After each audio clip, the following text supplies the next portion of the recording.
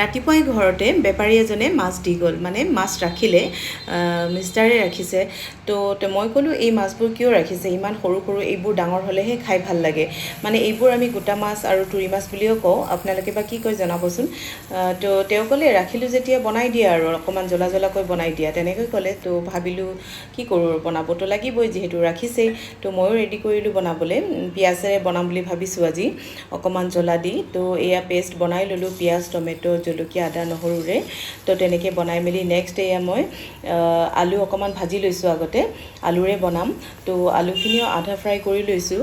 তো আধা ফ্ৰাই কৰি মেলি এইখিনি মই এতিয়া নমাই ৰাখিম।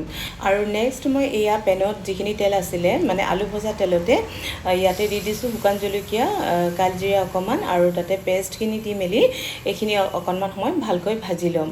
আৰু ইয়াতে দি দিম এতিয়া হালধি, নিমখ, জলকীয়া গুড়ি অকণমান কালাৰৰ কাৰণে, জিৰা গুড়ি, এলাচি, দালচেনি অকণমান দিছোঁ, আৰু লং অকণমান দি মেলি ভালকৈ এইখিনি আৰু ভাজি লৈছোঁ। আৰু যেতিয়া ভজা হ'ল তেতিয়া মই আধা ভাজি থোৱা আলুখিনিও ইয়াতে দি দিলোঁ।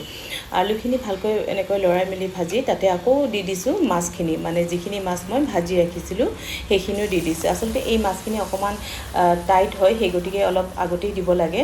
তো মই এনেকৈ দি মেলি ইয়াতে দিছোঁ পানী, আৰু পানীখিনি দি মেলিও মই ঢাকনি দি অলপ সময় ভালকৈ বনাই ল'ম, মানে উতলিবলৈ দিব লাগিব, ভালকৈ সিজিব লাগিব।